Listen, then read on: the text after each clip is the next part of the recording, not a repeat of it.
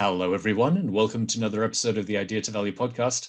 I'm your host, Nick Skillicorn, and I've been looking forward to this guest for quite a while now. Today, we've got Aidan McCullen with us. He is a corporate coach and host of another very popular innovation podcast, The Innovation Show. He is also recently now a #1 Amazon bestseller with his new book, Undisruptable, a mindset for permanent reinvention. Aidan, it's wonderful having you here today. Great to be with you, Nick. Welcome to the Idea to Value podcast, where in every episode we highlight the latest insights into creativity and innovation from experts around the world. I'm your host, Nick Skillicorn. I care about the evidence behind what makes ideas happen, and I've already helped thousands of people just like you through my unique insights into recent scientific findings of how creativity works. I also show you how to turbocharge innovation programs so they finally deliver on the value and ideas you've been struggling to execute. Get your free training on how creativity can be improved by registering now at www.ideatovalue.com. Now let's get on with today's episode.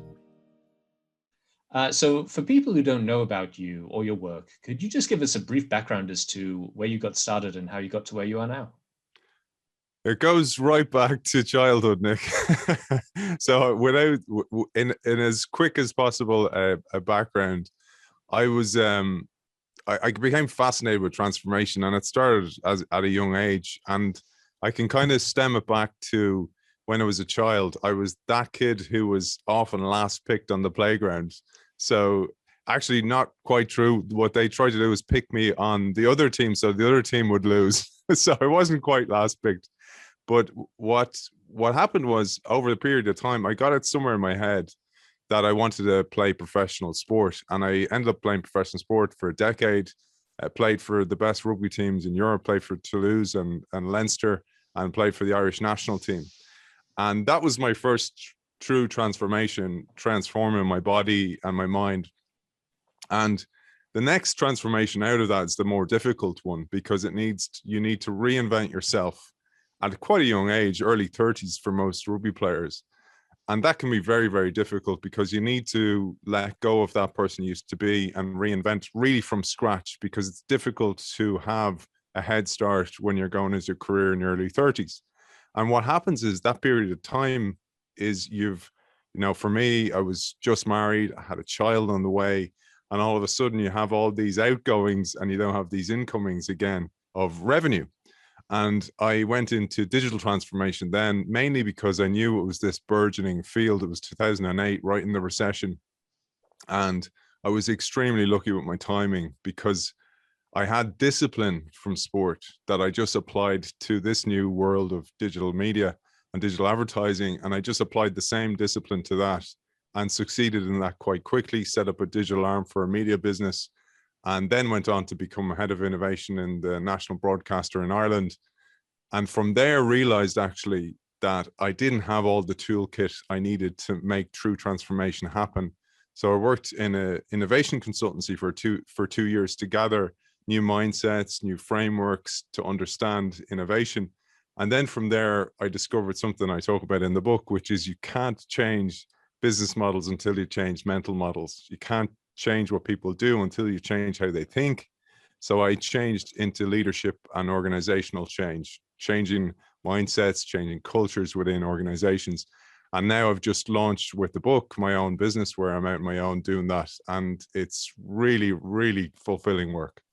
It's this concept of changing mental models is always fascinating to me, especially when you speak with people who had to really change or pivot, whatever you might call, from one part of their history to another. And I think when you're talking about going from being a professional sportsman to being something completely different, one of my first questions to you is, how much of that was you being forced to change, and how much was it you choosing to change? Because that's a very different mindset. It sure is. And I'll just give you an example. So 80% of NFL players, so American football players, retire on an average salary of about $2 to $3 million, yet they go broke within 18 months, right? So people have this difficulty in letting go of the lifestyle they had or the persona that they had created for themselves. And this goes way beyond sport, Nick. This happens in organizations. This happens in careers where people get to the top of a career ladder and then they create this moat around it to protect what they've achieved instead of actually questioning what they've achieved and letting go of mental models in order to embrace new ones. Now, what happened to me was I was lucky, and this doesn't sound very lucky, but I was injured quite a lot towards the end of my career. And I had 2 pretty miserable years from a rugby perspective in my last final 2 years. I was injured all the time. When I wasn't injured, I was struggling to get selected because I was playing injured, etc. And I really looked at what I was going to get into in the new world when I had to emerge into a transformation.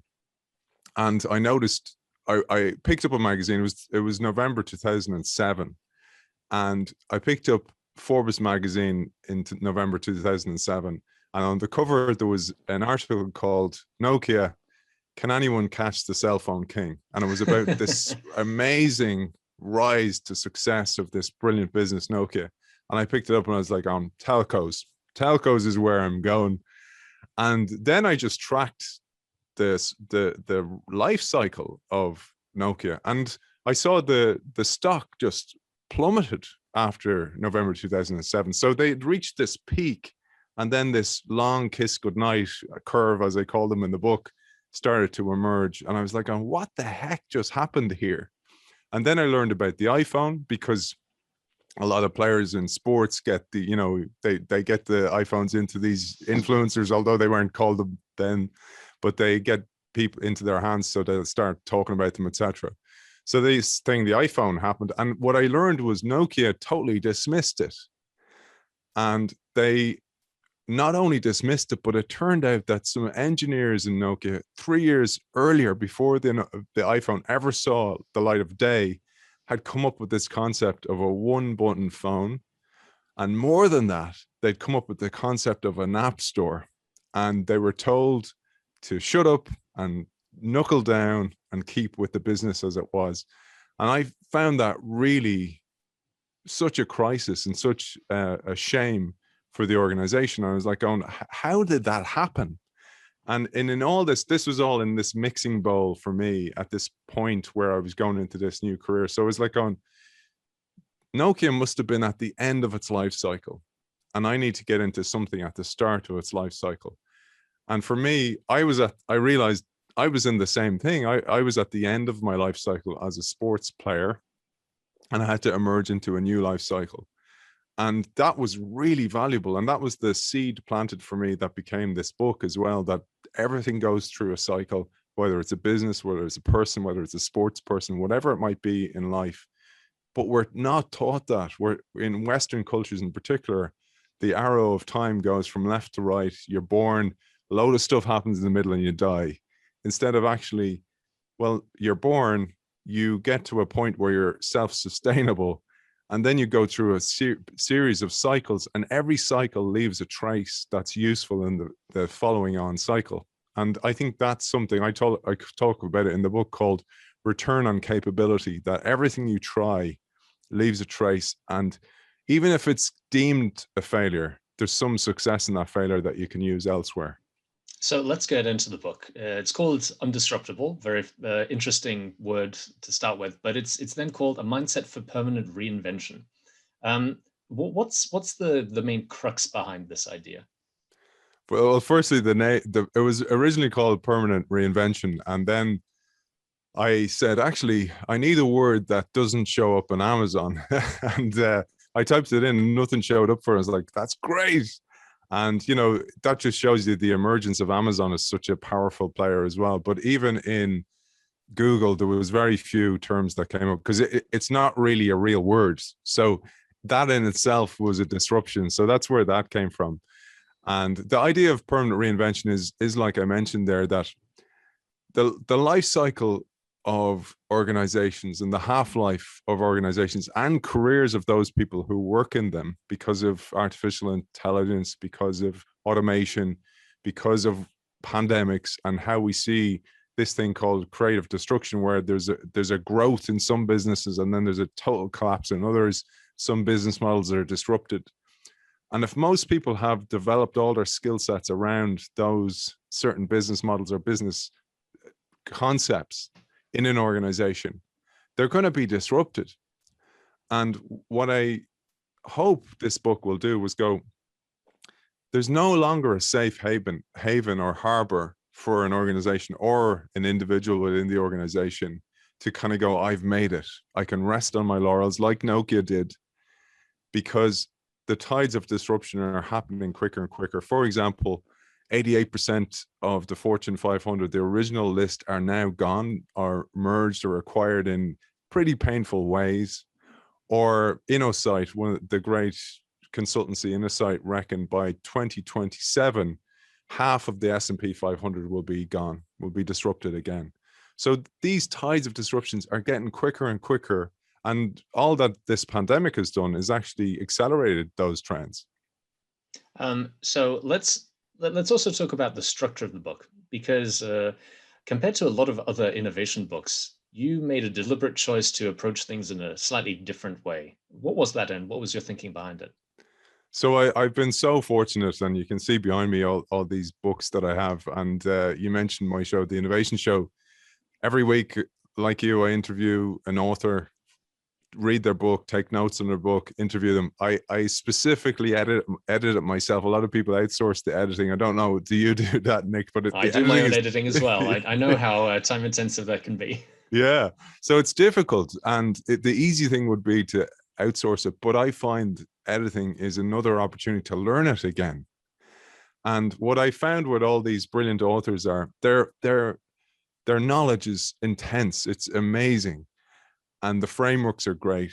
But I wanted to create something that was less academic and more accessible, because I genuinely think this idea of reinvention needs to be in schools and in mindsets of children from a very young period of time. Like if you think of a kid in school, like any kid, it may have happened to us. You know, you get good at something, people go, oh, Nick's great at basketball. And then your brother or sister, you see them playing basketball, you're kind of going, I hope they're not good like me, because that's my thing. And so it starts at a young age. People go, and then, you know, all your friends kind of go, Nick's great, he can slam dunk, he's great. And then you're kind of going, yeah, this is my thing. And then we kind of build a wall around our thing and protect it. And when we do that, confirmation bias kicks in. We stop letting in new information that might make us even better again. So that's kind of the crux of things. And what I wanted to do was go to a student in school, or somebody working in an organization, or a business leader. Most of my clients are actually senior teams of organizations, to go, here's a really simple way of understanding these changes. So over time, I'm really interested in nature and biomimicry and ways to learn through metaphor. And one of the amazing authors who left a brilliant endorsement for the book is a lady called Barbara Oakley. She's coming up onto my show soon as well. And she's written books on how we learn. And her latest book is called Learn Like a Pro. And metaphor and storytelling are some of the best ways we've learned, because written language in particular is quite a recent technology for the human brain. Most was pictures. And then after pictures became storytelling, where we could impart knowledge through story, etc. So I took that lesson. I want to create a book that uses metaphor and story to impart lessons of innovation. And it's, in a way, it's like a nature story or some anecdote that has happened to me over time. If I can wrap innovation or a message into that and use it as a vehicle to send that message home to somebody so they really get the concept, then the job is done. Now, if anyone's listened to my podcast for a while, they know I'm very much a scientist at heart. I like the facts and the case studies, and I see a lot of use in metaphors for conveying the messages of these stories. So let's put you on the spot now. Have you got an example of one of the metaphors from the book that takes something which is very concrete and backed up by evidence, but chooses to use a metaphor to get the point across in a different way? Okay, so I'll start with the opening metaphor, which is, I talk about the idea of the great metamorphosis of a caterpillar into a butterfly, and that is overused, right? So I'll say that firstly, but what I'll do is ask your audience and you to give this a chance, because I go deeply, and the scientist brain of Nick will enjoy this. So I go deeply into the biology of the metamorphosis, because that's often overlooked. And there's a message in here, like you said, that's conveyed through the story. So essentially, when the caterpillar first emerges from its eggshell, its first act often is to turn and eat the shell, because it starts to fuel its future self. So it's using its former being to fuel its next becoming. The next thing, it goes through this cycle of just eating like crazy. It'll eat leaves, it'll eat multiple times its body weight. And it will go through a molting process. So it'll molt its skin as it gets bigger and bigger. Now think about that as incremental change in innovation, where I go from the iPhone 5 to the iPhone 6, the iPhone 7. Not much of a change. It's incremental change. And most of us call that innovation. And it is. It's incremental innovation. It's small innovation. But what next happens, and think of yourself here when you're making any change in life as well, is deep within the caterpillar, there's these packets of cells, beautifully called imaginal discs, and coming from the word imagination. And they come online at a certain point in the life cycle to signal that a change is required in the caterpillar. And what happens is they're so different from the immune system of the caterpillar that the immune system attacks them and often kills them. But the imaginal discs persevere, and they all resonate on a similar frequency. And they start to communicate to each other through this vibration, through this frequency, and they start to come together and overpower the caterpillar. In time, the caterpillar is then induced to go and become a chrysalis, which is a life cycle. There's often confusion about what's the chrysalis, what's the cocoon. The chrysalis is a life cycle when the caterpillar actually hardens its skin to become a cocoon. And in there, this is what's beautiful, and the scientist Nick will love this. So within the chrysalis, within the cocoon, the caterpillar melts down into this gloopy soup material. And that material becomes fuel that soon becomes the butterfly. And what I talk about here is there's a couple of messages. One is every time you make a change, whether it's personally or within an organization, if you're a corporate change maker, is you're going to meet the immune system. The immune system is the status quo. And the status quo by its very nature is going to resist the new. And when we understand that that happens in every aspect of nature, it's normal, then we start to see resistance as milestones and not millstones to hold us back. We'll actually go, yes, I'm making progress. Because if you don't hit that point of resistance, then maybe you're not just pushing far enough. Maybe you're like the caterpillar in its incremental changes, just getting a bigger version of itself. Not to say that we become bigger as we grow older, but that's the point here. But there's a last phase that I'll talk about, Nick, where the caterpillar, and this goes back to what we talked about me, for example, reinventing after sport, or anybody when they reinvent at whatever stage in life, that there's this beautiful life cycle stage where, and you'll often see this portrayed in imagery, where the butterfly, when it emerges from the cocoon, holds onto the cocoon. And what's happening here is its wings are actually filling with fluid after the struggle to get out from the cocoon. But there's a moment here, and if you imagine it like this, the butterfly holds onto the cocoon and stares into it lovingly. And I often talk about this as this moment of gratitude for the struggle, but also the sacrifice of the former self to give way to this self. And if you use that as a metaphor and go, well, that's the same for all of us when we go to change in life. We'll go through this challenge. Sometimes it's the people who you expect to support you most don't. Sometimes it's those people within your organization who will benefit most from the change, and they don't support you.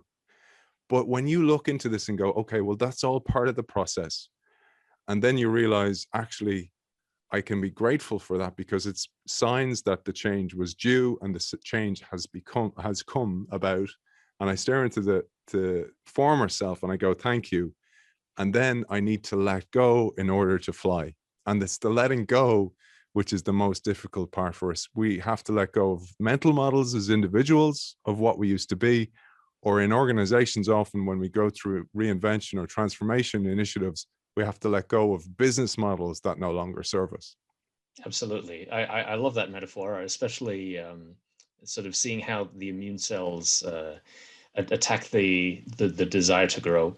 One challenge I have, though, is in that very specific metaphor, the entire caterpillar needs to dissolve to become something completely new.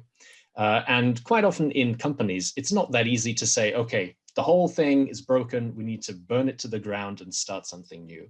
Sometimes it might be more effective to start something new in part of the business, or let multiple new things grow. So how does reinvention actually work in a corporate setting, in your perspective? Beautiful and well recognized. So here's the thing I talk about, is that we need to reinvent ahead of the necessity to do so. And what I mean there is, we need to build new capabilities or skill sets within organizations, or new business models like you identified. Maybe it's in a certain sector of the organization that I call an experiment, because if I use the language of experimentation, the immune system doesn't attack the imaginal cells that will run that experiment. So when we talk about words like experimentation, it doesn't seem like such a threat. And language can be very, very tricky, as you know, in innovation. So the key to reinvent when things are going well. So think of yourself in a career setting. If you wait until a crisis comes where you let go, or you face a redundancy, or your organization is shut down, or you're let go for some other reason, your brain state changes. So you go into a state of fear. When you go into a state of fear, your fight or flight system kicks in, which means that the blood is directed from your brain to your arms for fight and your legs for flight. You become less intelligent in those moments. And when you become less intelligent in those moments, you make flawed decisions. Now, that's an individual, and an organization is just a body of individuals. And the organization goes through the same thing when all of a sudden some startup comes along, starts disrupting their business model, or starts disrupting their business. It's happened in the pandemic all over the world, where people knew disruption is coming, but they don't make the necessary changes needed to do so. And I often quote the idea of the Spartan mantra, which is, the more you sweat in times of peace, the less you bleed in war. It's a really important concept. So take that into an organization like you identified, Nick, and it's, I need to be experimenting with new little models while I'm making money with the existing business, because I don't want to make this big knee-jerk change. Yes, incremental change, like the caterpillar becoming bigger and bigger, that's business as usual. That's not innovation. But I need to be experimenting with other things as my organization is still successful. What about what type of innovation people should be investing in? Because you and I had a quick chat before we started recording, and there was a lovely analogy you brought up where if a company starts up 10 different smaller innovation arms, but they're all just using the same business model as what the parent company was doing, then sometimes the business model itself isn't going to survive the next disruption. Yeah, so this comes, one of the people we often talk about innovation is a great guy, Alex Osterwalder, business model reinvention. And what he talks about is the business models of organization, the business model canvas. And one of the great case studies in that is Nestle. And Nestle, and not many people know the correlation here, Nestle owned Nespresso. But Nespresso, those pods that we have in the machine, was a vastly different business than it is today. And in fact, the business almost failed. It was sitting on the shelf. That invention was sitting on the shelf within that organization for a long time, not making money. The original business model was to sell the machines, right? So just keep this in mind for a second. Nestle also sell coffee. So, the powdered coffee, etc. Nescafe, yeah. So Nescafe, etc. But they also sell to the big box retailers. So they sell B2B. And what they wanted to do was experiment with a new business model, which was B2C, business to customer, selling them the machine and the pods on a direct to consumer basis, because what that does is both diversifies the business model, but also gives them details and data to understand the products, to understand what's working, what's not, and immediate data, because they're seeing it through the orders, they're seeing it through the first party data that they own, which is their communication with the customers, etc. Now, if disruption came to the big box retailer and the big box retailer went, actually, we're just going to create our own version of granulated coffee here, Nespresso still have a business model that works for them because they've built a relationship with the customer. And I say, think about that for yourself as an individual. You need to have a portfolio career in this world of automation and artificial intelligence, where AI is not coming for jobs per se, it's coming for the tasks that makes up those jobs. So if you unbundle, like you would a business model, you unbundle yourself and you go, what tasks make up my career or my skill sets or my interests? That's a really interesting question, because you go, what is susceptible to automation and replacement in the world of AI? And more importantly, what can I do? What skill sets can I add? And there's no excuse in this world, Nick. Even listen to a podcast is a way to enhance your mind and change your mental models. That I go, what can I add there to make it really interesting? One of the things is podcasting. You know, podcasting, for me, I don't know about you, how it started for you, but I realized actually I had planted the seed for that way back during my rugby career. During those final 2 years, I took a course in music production. Now, I didn't want to become the next big pop star. I certainly didn't have the talent for that, but I wanted to do something different to add a new skill, a new string to my bow. So years later, then it manifests that it was really useful when I decided to start the podcast, because I could edit, I could master audio, etc., etc. And what I talk about that is many people will look at those little experiments like a course I take, or maybe I take the piano or something like that, and then I give it up after 3 months, and they're going to go, well, that was a failed thing. I say there's no failure. There's some assets in the ashes. There's something in that attempt that's useful if you consider it that way. And if you can grasp from the ashes something new. And it's another metaphor I use is that of the phoenix. The phoenix willingly, every 500 years, this mythical creature walks into the flames, burns itself up, and from the ashes gathers what's useful and gets to live for another life cycle. The same thing needs to happen for us as individuals and as organizations. Aidan, it's been wonderful speaking with you. Very inspiring stuff. And if people want to find out more about you, your work, your book, etc., what's the best place they can go to find out more? So they can go to the Innovation Show website, so www.theinnovationshow.io, or find me on LinkedIn. I have newsletters. I promote the workshops that I run there for senior leadership teams and any size team. And Nick, it's been an absolute pleasure talking to you. Thanks for your time. Absolutely. Thank you for your time, and I look forward to speaking again with you soon. Thank you so much for listening. If you liked it, please like, share, and subscribe, and leave me a comment about what you thought and what you'd like to see more about. If you want to take your creativity and innovation capabilities to the next level, then invest in yourself with the premium training only available at ideatovalue.com. These exclusive training modules have all been put together by me, Nick Skillicorn, and have been used by thousands of artists, innovation leaders, and CEOs to become better at understanding the source of their creativity and executing on their innovation ambitions. And there is no risk to you, as they're backed by our money-back guarantee. Now, don't forget to go out there and make your ideas a reality. See you again soon.